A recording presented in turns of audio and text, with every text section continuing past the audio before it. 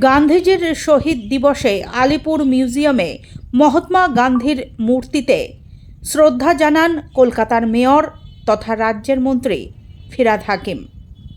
শুক্রবার জাতীয় পতাকা উত্তোলন করেন তিনি। শ্রদ্ধা নিবেদনের পাশাপাশি সমসাময়িক একাধিক রাজনৈতিক ও সামাজিক ইস্যুতে কেন্দ্রীয় সরকারের বিরুদ্ধে তীব্র ভাষায় আক্রমণ শানান মেয়র। আরএসএস আত্মীয়তায়ীদের দ্বারা হত্যা করা হয়েছে। গান্ধীজি আমাদের মধ্যে নেই, কিন্তু তার আদর্শ যতদিন ভারতবর্ষ থাকবে তার আদর্শ থাকবে, যতদিন পৃথিবী থাকবে তার আদর্শ থাকবে। তার কারণ গান্ধীজি মারা যেতে পারে না। গান্ধীজি বেঁচে থাকবে আদর্শের মধ্যে দিয়ে, নীতির মধ্যে দিয়ে। ভারতবর্ষের নীতি, ভারতবর্ষের আদর্শ সেইভাবেই তৈরি হয়েছে যে গান্ধীজি হাজার হাজার বছর ধরে আমাদের মধ্যে বেঁচে থাকবে, প্রজন্মের পর প্রজন্ম বেঁচে থাকবে। তারা ধর্ম অন্ধতার জন্য একজনকে খুন করতে পারে, কিন্তু তার আদর্শকে খুন করতে পারে। তাই হয়তো মাঝে মাঝে কালো মেঘ ভারতবর্ষের ওপরে ছেয়ে যাচ্ছে। এরকম আজকে ভারতীয় নাগরিকদের ভারতীয় নয় বলার জন্য এসআইআর সৃষ্টি করছে। যে আমরা ভারতীয় না, তাহলে আমরা কোথা দিয়েছি? আকাশ থেকে লাফিয়ে এসে পড়েছি? ভারতে জন্মাইনি আমরা?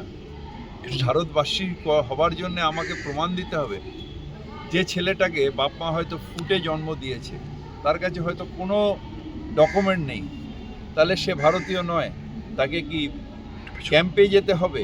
আসামে যেরকম যেতে হয়েছে, যেরকম উত্তরপ্রদেশে ক্যাম্প খুলে দিয়েছে। যারা বাংলাদেশ থেকে আসবেন তাদের ধরার দায়িত্ব অমিত শাহর, বিএসএফের, অমিত শাহর পুলিশের। তার জন্য হাজার হাজার ভারতবাসীকে, বিশেষ করে বাঙালি ভারতবাসীকে অত্যাচারিত হতে হবে, এইটা ঠিক নয়। তার কারণ একটা জিনিস অমিত শাহ, নরেন্দ্র মোদীজিকে বুঝতে হবে, উনি প্রাইম মিনিস্টার হতেন না, উনি স্বরাষ্ট্রমন্ত্রী হতেন না যদি বাঙালির রক্তে সারা ভারতবর্ষ না লাল হতো, যদি স্বাধীনতা সংগ্রাম রক্তের বিনিময়ে বাঙালিরা ছিনিয়ে না আনতো, তাহলে আজকে ওনাকে প্রধানমন্ত্রী হতে হতো না। তাই বাঙালিকে বলা, বাংলার মানুষকে বলা যে তুমি ভারতীয় নয়, তোমার প্রুফ নেই, এইটা অন্যায়, এটা পাপ। যে ফুটপাতেও পড়ে রয়েছে অনাথ, তার কাছে হয়তো কোনো ডকুমেন্ট নেই, কিন্তু সেও ভারতীয়, তারও ভোট দিয়ে সরকার করার ইচ্ছা। আর যদি এই সব সরকার যদি ভুল হয়, তাহলে তাদের নির্বাচনটাই তো ভুল।